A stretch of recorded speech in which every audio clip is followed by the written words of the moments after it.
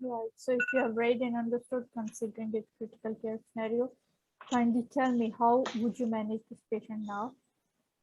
Uh, in this patient, I would manage the patient according to the care of critical surgical patients protocol by Yes. maintaining the ABCD, in which I would secure the airway. If the patient's airway is already not, if the patient's airway is compromised, I will make sure he has adequate breathing and circulation.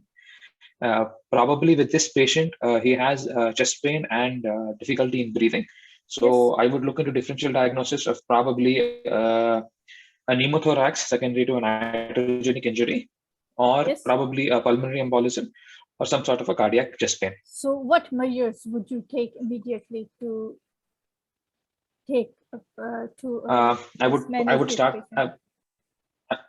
I would start the patient on a high flow oxygen Okay. uh, with securing two valve or IV cannulas, which are either gray or green. And then I would make sure that the patient's some analgesia has been given for this chest pain. I would also ask for an emergency ECG, chest X-ray, PAView, and the cardiac enzymes. All right.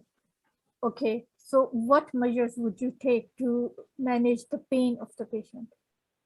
And patient is also feeling Initially, feelings of tightness and chest pain. Yes. I would also do a clinical examination. In the Yes. clinical examination, I would like to look for the bilateral movement of the chest, assess for air entry bilaterally, Percus to look for any pneumothorax or not. And if the presence of a pneumothorax is there, I would like to do an emergency needle thoracostomy Okay. in the Good. fifth intercostal space anterior to the mid-axillary line. Right. Good. This is what I wanted to hear. Can you tell me how many different types of pneumothorax you are aware of? There is either a form for tension pneumothorax or a simple pneumothorax. And we have something called an open pneumothorax as well. In a tension pneumothorax, we basically have a one-way valve. A Yes. simple pneumothorax is the presence of the air in the pleural cavity. An open pneumothorax both an opening inwards and outwards. Yes. Any other difference between Tension simple? pneumothorax Yes. is a surgical emergency. Yes. All right. Good. Tension pneumothorax is a surgical emergency which causes the deviation of the mediastinum to opposite side. All right. Can you tell me, once you have managed the patient, you suspected that patient has pneumothorax and you've managed the patient, how would you assess the breathing of the patient now? The breathing of the patient can be assessed first clinically by the respiratory rate, Yes. Rhythm. the bilateral chest movements, Yes. and then on auscultation by the air entry, and Yes. percussion, the resonant notes identified.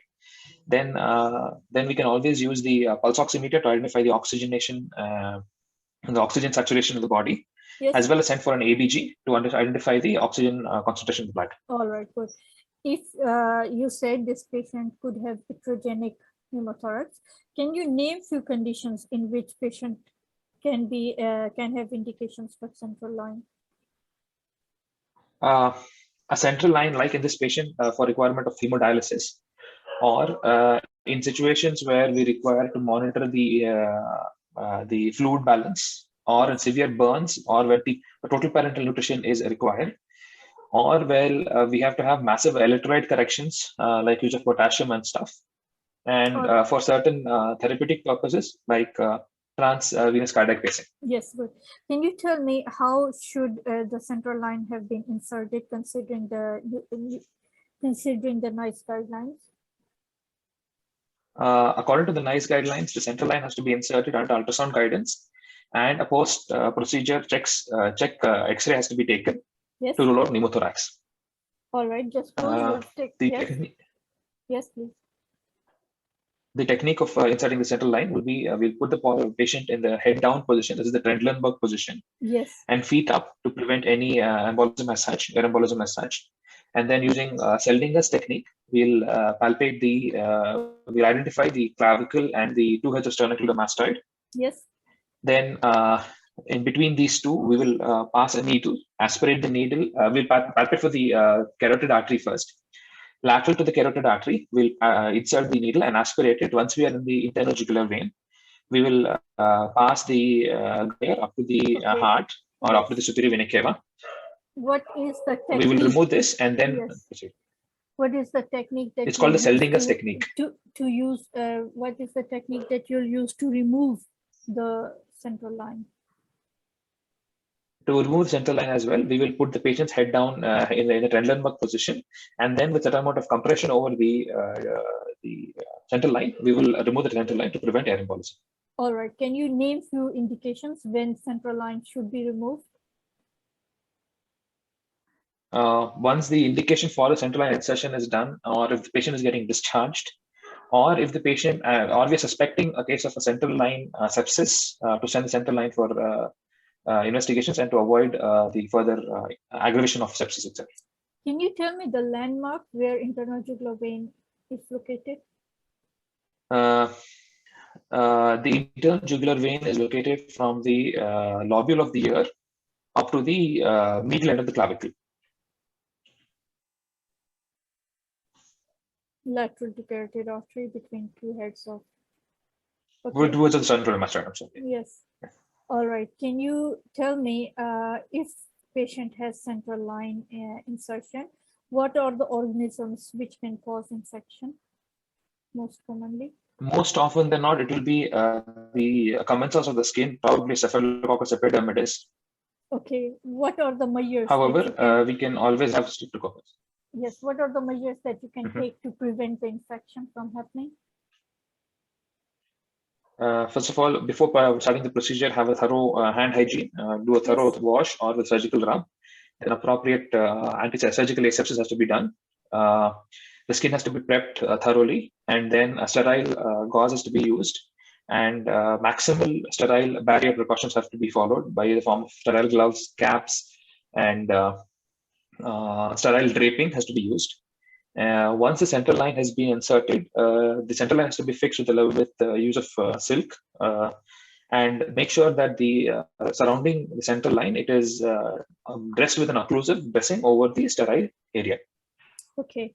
Can you tell me what is the maximum point where you can, maximum highest point where you can insert central line? I'm sorry, I didn't get the question. What is the highest point where you can insert the central line? Into in the middle neck, at the middle of the neck, just lateral to the carotid artery, probably just or in the middle part of the sternocleidomastoid. If you have done the X-ray of this patient, just pause. Can you help me to read this? This is a plain X-ray of the chest. Yes. And the thorax, showing taken in the PA view, showing the mediastinal shift to the right side, with probably a pneumothorax on the left side and decrease of bronchovascular marking on the left side. Okay. So what is the ABCD that you'll read on the X-ray? So airway, bone, yes. The ABCD will be the airway, which will be tracheal deviation to the opposite side. I'm seen here. Yes, there is. Then second one will be the breathing. On the opposite side, the B is for the bone. Can you see B is bone. Sorry, yes, bone. Yes. Then there's none to be identified of here as of now. The cardiac shadow has been shifted to the opposite side, and the bronchovascular markings are reduced on the left side, on the right side. Sorry. Can you see the diaphragm? No, the diaphragm was also being pushed significantly down, and the costophrenic angle is not visible in this X-ray. E and F is equal lung field. Can you see that? No, you already commented. Okay. The lung fields on the opposite side is compromised because of the mediastinal shift, and on this side, probably because of the pneumothorax, it's been compromised. Gastric bubble. The gastric bubble also is absolutely not visible in this X-ray. Okay. Right. Right. Any technical error which you can appreciate? There is a rotation of the this thing which is seen here, and a tilt of the X-ray. The patient may have been there. Can you see the vertebral bodies showing the exposure of the X-ray? It is underexposed, ma'am. Yes. So these are all points that you have to tell yourself about one right, X-ray. Yes, ma'am. Thanks.